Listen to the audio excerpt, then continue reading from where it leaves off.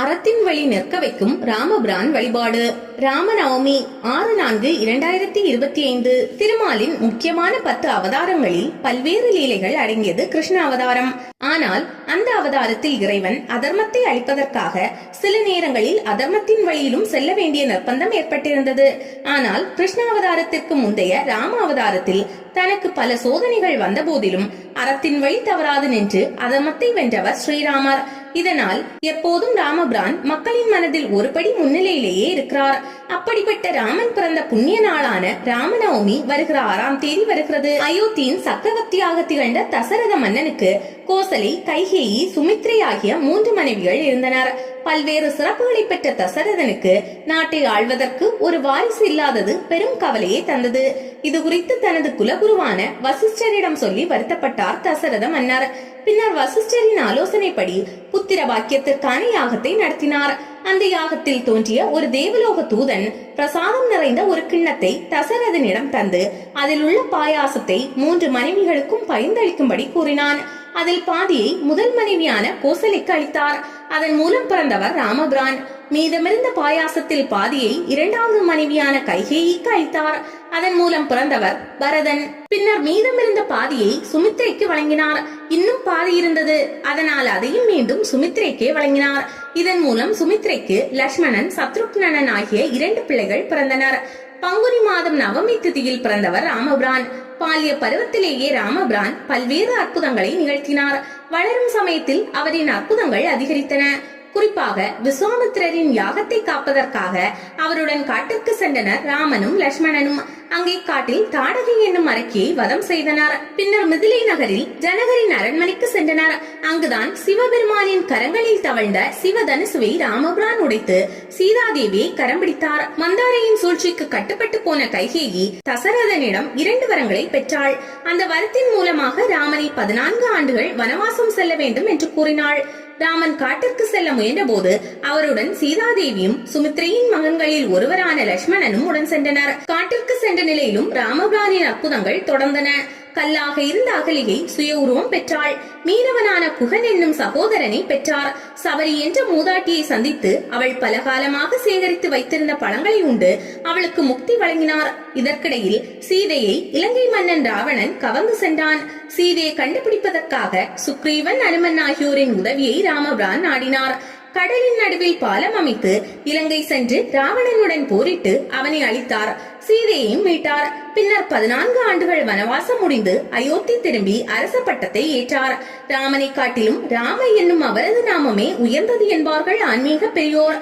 ராமநாமத்தை உச்சரித்தால் ராமனின் ஆசையோடு அவரது பக்தனான அனுமனின் ஆசையையும் பெறலாம். ராமநவமி நாளில் ராமபிரானை வழிபட்டு அறத்தின் வழி நின்று வாழ்வில் முன்னேற உறுதியேற்போம். விரதம் இருக்கும் முறை: ராமநவமி அன்று அதிகாலையில் குளித்து வீட்டை தூய்மைப்படுத்த வேண்டும். பூஜை அறையில் ராமர் படத்தை வைத்து அதற்கு குங்குமம், சந்தனமிட்டு துளசி மாலை அணிவிக்க வேண்டும். பின் பழம், வெற்றிலை, பூ வைத்து ஸ்ரீராமநாமத்தை சொல்லி அர்ச்சனை செய்ய வேண்டும். வழிபாட்டின் போது நைவேத்தியமாக சாதம், பஞ்சாமிர்தம், பானகம், பாயாசம், வடை போன்றவற்றை படைக்கலாம். ராமநவமி தினத்தில் முழுவதுமாக சாப்பிடாமல் விரதம் கடைபிடிக்க வேண்டும். ராமரை பற்றிய நூல்களை படித்தும் அவரது துதியை பாராயணம் செய்தும் நேரத்தை கழிக்க வேண்டும். அன்றைய தினம் ராமர் கோவில்களில் நடைபெறும் பட்டாபிஷேகத்தை கண்டு கழிக்கலாம். அர்ச்சனை முடிந்த பின் நைவேத்தியமாக படைத்த பிரசாதங்களை குழந்தைகளுக்கு கொடுக்க வேண்டும். ராமநவமி விரதம் இருந்து ராமபிரானை வணங்கி வழிபடுபவர்களுக்கு ஆஞ்சநேயரின் அருள் பார்வை கிட்டும். குடும்பத்தை விட்டு பிரிந்தவர்கள் ஒன்று சேர்வார்கள். லட்சுமி கடாட்சம் வந்து சேரும். பகைவர்கள் நண்பர்களாக மாறுவர். வியாதிகள் நீங்கும். தொலைந்து போன பொருட்கள் கிடைக்கும். குழந்தை இல்லாதவர்களுக்கு குழந்தை பிறக்கும். குடும்ப நலம் பெருகி வறுமையும் பிணியும் அகலும். ஸ்ரீராம ஜெயம் என்ற மந்திரத்தை 108 அல்லது 1008 முறை எழுத தொடங்கலாம். ஸ்ரீராம என்ற நாமத்தை 3 முறை அடுத்தடுத்தவாறு உச்சரிக்க வேண்டும். இந்த பேராற்றல் வாய்ந்த மந்திரத்தால் ஆணவம் அழிந்து அன்பும் அறிவும் உண்டாகும். பஞ்சராம தலங்கள்: ராமபிரான் அருள்பாலிக்கும் இந்த தலங்கள் அனைத்தும் திருவாரூர் மாவட்டத்தில் உள்ளன. இந்த 5 தலங்களும் பஞ்சராம தலங்கள் எனப்படுகின்றன. முடிகொண்டான் ராமர் கோவில், அதம்பார் கோதண்ட ராமர் கோவில், பருத்தியூர் ராமர் கோவில், தில்லை விளாகம் வீர கோதண்டராமர் கோவில், வடுவூர் கோதண்டராமர் கோவில். ராமாயணம் படித்த பலன் தரும் ஸ்லோகம். ராமனின் புகழ்பாடும் ராமாயண காவியத்தை முழுவதும் படித்தால் மிகப்பெரிய புண்ணியம் கிடைக்கப்பெறும் என்பது ஆன்மீக சான்றோர்களின் வாக்கு. ஆனால் இன்றைய அவசர காலத்தில் அதை பொறுமையாக அமர்ந்து படிக்க எவருக்கும் நேரமில்லை. இப்படி ஒரு காலம் வரும் என்பதை முன்கூட்டியே அறிந்து கொண்டதாலோ என்னவோ காஞ்சி மகா பெரியவர் என்று அழைக்கப்படும் சந்திரசேகர சரஸ்வதி சுவாமிகள் அந்த அரிய பொக்கிஷத்தை வெறும் 10 வரிகளை கொண்ட பாடலாக சில வினாடிகளில் படித்து முடிக்கும் வகையில் உலகத்திற்கு அருளியுள்ளார். ஸ்ரீராமம் ரகுகுல திலகம், சிவதனு சாப்ரிகத, சீதா ஹஸ்தகரம், அங்குல்யா பரண சோபிதம், சூடாமணி தர்சனகரம், ஆஞ்சநேய மாஸ்ரயம், வைதேகி மனோகரம், வானர சைன்ய சேவிதம், சர்வமங்கள கார்யானுகூலம், சததம் ஸ்ரீ ராமச்சந்திர பாலியமாம். ஸ்ரீராம் ஜெய்ராம் ஜெய் ஸ்ரீராம். இந்த ஸ்லோகத்தை தினமும் எத்தனை முறை வேண்டுமானாலும் பாராயணம் செய்யலாம். ஒவ்வொரு முறை இந்த ஸ்லோகத்தை சொல்லும் போதும் ஒரு முறை ராமாயணத்தை வாசித்து முடித்த பெரும் புண்ணியம் நமக்கு கிடைக்கப்பெறும் என்று சந்திரசேகர சரஸ்வதி சுவாமிகள் கூறியிருக்கிறார். ராமபிரானின் அற்புத ஆலயங்கள். ராமர் என்றாலே அனைவரின் நினைவுக்கும் வருவது அவரது பிறந்த பூமியான அயோத்தி தான். இந்தியாவின் பழமையான நகரங்களில் ஒன்றாக அயோத்தி இருக்கிறது. சரையூ நதியின் ஆற்றங்கரையில் அமைந்த இந்த தலம் இந்துக்களின் மிக முக்கியமான புனித தலங்களில் ஒன்று. இது தவிர இந்தியாவில் ராமரின் ஆலயங்களில் அமைந்த சில இடங்களை பற்றி இங்கே பார்ப்போம். சீதா ராமச்சந்திர சுவாமி கோவில் இந்தியாவில் உள்ள புகழ்பெற்ற ராமர் கோவில்களில் இதுவும் ஒன்று. தெலுங்கானாவின் பத்ராத்ரி கொத்தகுடம் மாவட்டத்தில் பத்ராசலம் என்ற இடத்தில் இந்த கோவில் உள்ளது. இந்த ஆலயத்தை பத்ராசலம் கோவில் என்றால் தான் அனைவருக்கும் தெரியும்.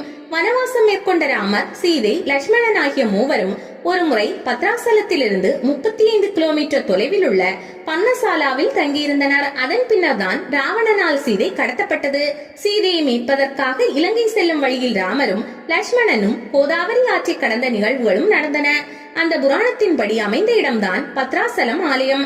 ராமநவமி மற்றும் ராமசீதா திருமண நாளில் இந்த ஆலயம் மிகப்பெரிய கொண்டாட்டத்துடன் காணப்படும். ராமசுவாமி கோவில் தமிழ்நாட்டில் ராமருடன் தொடர்புடைய ஆலயமாகவும் இந்தியாவின் புனித தலங்களில் மிக முக்கியமானதாகவும் திகழ்கிறது. ராமநாதபுரம் மாவட்டத்தில் உள்ள ராமநாதர் கோவில். இது சிவபெருமானுக்குரிய ஆலயமாக இருந்தாலும் இங்குள்ள சிவலிங்கத்தை மணலில் செய்தவர் சீதாதேவி, அதற்கு பூஜை செய்தவர் ராமபிரான் என்பதே இந்த ஆலயத்தின் சிறப்பாகும். அதே நேரம் கும்பகோணத்திலும் ராமசுவாமி கோவில் என்ற பெயரில் ராமருக்கு ஒரு ஆலயம் இருக்கிறது. 400 ஆண்டு பழமையான இந்த ஆலயம் ரகுநாத நாயக்கர் என்ற மன்னரால் கட்டப்பட்டது. இந்த கோவில் ராமாயண காவியத்தின் ஓவியங்களாலும் சிற்பங்களாலும் நிரம்பியுள்ளது. நுணுக்கமான கலைப்படைப்புகளை இந்த கோவிலில் நாம் காண முடியும். கருவறையில் ராமரும் சீதாதேவியும் திருமண கோலத்தில் ஒன்றாக அமர்ந்துள்ளனர். இவர்களுடன் சத்ருக்னன் ராமரின் இடதுபுறத்தில் சாமரத்தை வீசியபடியும், பரதன் குடைபிடித்தபடியும், லட்சுமணன் வலது புறத்தில் நின்றபடி கையில் வில்லை பிடித்த நிலையிலும் இருக்கின்றனர். அவர்களுடன் அனுமனும் உள்ளார். இங்கு வழிபட்டால் திருமணம் கைகூடும் என்பது ஐதீகம். காலாராம் கோவில் மகாராஷ்டிரா மாநிலம் நாசிக் நகரின் பஞ்சவடி பகுதியில் அமைந்துள்ளது இந்த ஆலயம். ராமர் வனவாசத்தின் போது வாழ்ந்த இடத்திலேயே இந்த கோவில் அமைக்கப்பட்டிருப்பது கூடுதல் சிறப்பு. பழமையான மரத்தால் ஆன ஆலயம் இருந்த இடத்தில் சர்தார் ரங்கராவ் ஓதேகர் என்பவரால் 17ஆம் நூற்றாண்டில் தற்போதைய ஆலயம் அமைக்கப்பட்டிருக்கிறது. இந்த ஆலய கட்டுமான பணி சுமார் 12 ஆண்டு காலம் நீடித்திருக்கிறது.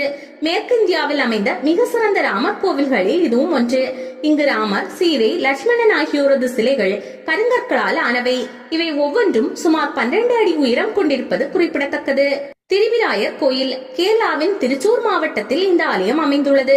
கோவிலில் உள்ள மூலவரான ராமபிரான் திருவிராயப்பன் அல்லது திருவிராயர் தேவர் என்று அழைக்கப்படுகிறார். புராணத்தின்படி இந்த ஆலயத்தில் உள்ள ராமபிரானை துவாபர யுகத்தின் போது கிருஷ்ணர் வழிபாடு செய்ததாக சொல்லப்படுகிறது. கிருஷ்ணரின் இறுதி காலத்தில் துவாரகை கடலில் மூழ்கிய போது இந்த சிலையும் கடலில் மூழ்கி கேரளாவின் செட்டுவா கடலில் இருந்து மீனவர்களால் மீட்கப்பட்டதாகவும், பின்னர் அவர்கள் அங்கிருந்த ஆட்சியாளர்களிடம் அந்த சிலையை கொடுக்க திருவிராயரில் ராமரின் சிலை பிரதிஷ்டை செய்யப்பட்டு ஆலயம் உண்டாக்கப்பட்டது. இந்த ராமபிரான் 4 கரங்களுடன் அந்த கரங்களில் சங்கு, வட்டில், வில், மாலை ஏந்தியபடி காட்சி தருகிறார். ராமபிரான் உருவாக்கிய தீர்த்தம். ராமநாதபுரம் மாவட்டம் ராமேஸ்வரம் அருகே இருக்கிறது தங்கச்சி மடம் என்ற ஊர். ராமேஸ்வரம் ஆலயத்திற்கான 64 தீர்த்தங்களில் ஒன்றான வில்லூன்றி தீர்த்தம் இங்குதான் இருக்கிறது. இங்கே திரையம்பகேஸ்வரர் என்ற பெயரில் சிவன் சன்னதி அமைந்திருக்கிறது. இந்த இடத்தில் கடலுக்குள் அமைந்திருக்கும் வில்லூன்றி தீர்த்தம் என்னும் இந்த புனித நீரூற்று பக்தர்களிடையே மிகவும் பிரபலமானது. சீதையை சிறைப்பிடித்து சென்ற ராவணனுடன் போரிட்டார் ராமபிரான். போரின் முடிவில் ராவணனை அழித்து சீதையை மீட்டுக்கொண்டு இந்த பகுதிக்கு வந்தார். அப்போது சீதைக்கு தாகம் ஏற்பட்டது. உடனே ராமபிரான் தன்னுடைய கையில் இருந்து வில்லொன்றை கடலின் ஒரு பகுதியில் ஊன்றினார். அதிலிருந்து நன்னீர் வெளிப்பட்டது. அதை அருந்தி தாகத்தை தணித்தார் சீதாதேவி. ராமாயண காலத்தில் தோன்றிய அந்த புனித நீரூற்றுதான் வில்லூன்றி தீர்த்தம் ஆகும். இந்த தீர்த்தம் கிணறு வடிவில் கடற்கரையிலிருந்து சில கிலோமீட்டர் தூரம் கடலுக்குள் அமைந்திருக்கிறது. இதனை சென்றடைய நீண்ட பாலம் ஒன்று கிணற்றோடு முடியும் வகையில் ஏற்படுத்தப்பட்டிருக்கிறது. வனவாசம் புறப்படும் ராமர். கர்நாடக மாநிலம் சிக்மகளூர் அருகே உள்ள கிரிமகளூர் என்ற இடத்தில் அமைந்திருக்கிறது கோதண்டராமர் சுவாமி கோவில். இது 1200 ஆண்டுகள் பழமையான திருக்கோவில் ஆகும். இந்த ஆலயத்தின் கருவறையில் ராமபிரான், சீதாதேவி, லட்சுமணன் ஆகியோர் நின்ற திருக்கோலத்தில் வீற்றிருக்கின்றனர். ராமபிரான் நடுவிலும் அவருக்கு வலதுபுறம் சீதாதேவியும் இடதுபுறம் லட்சுமணனும் இருக்கின்றனர். ராமரும் லட்சுமணனும் தங்களது வலது கரத்தில் அம்பும் இடது கரத்தில் வில்லும் ஏந்தி இருக்கிறார்கள். பொதுவாக ராமபிரானின் ஆலயங்களில் அவரது பாதத்தின் அடியில் அனுமனின் சிலையும் வடிக்கப்படுவது வழக்கம். ஆனால் இங்கு அனுமன் இல்லை. ராமபிரான் வனவாசத்தின் போது வனத்திற்குள் சென்றதும் தான் அனுமனை பார்த்தார். ஆனால் இந்த ஆலயத்தில் உள்ள ராமர், சீதாதேவி, லட்சுமணன் ஆகியோர் வனவாசத்திற்கு புறப்படும் கோலத்தில் அருள்வதால் அனுமன் இல்லை. மூவரும் வனவாசம் புறப்படுகிறார்கள் என்பதை அவர்களின் பாதங்களை வைத்தே நாம் கணிக்க முடியும். அதாவது வலது பாதம் நேராகவும் இடது பாதம் சற்றே திரும்பிய நிலையிலும் இருப்பதை காணலாம். மகுடம் தரித்த ராமர்.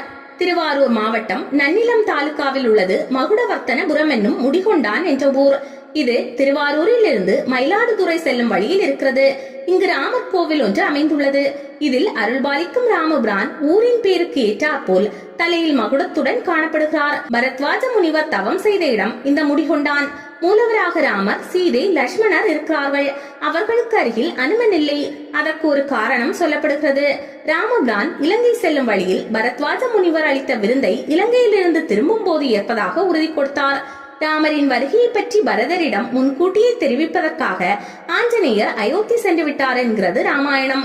இந்த நிலையில் தன் இடத்திற்கு வந்த ராமபிரானை அரசராக பார்க்க வேண்டும் என்று ஆசை கொண்டார் பரத்வாஜர்.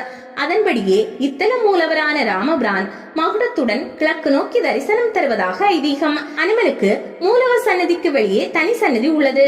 பரத்வாஜர் ராமனுக்கு முடிசூடியதை பார்க்காததால் அனுமன் கோபித்துக் கொண்டு வெளியே நிற்பதாக சொல்கிறார்கள்.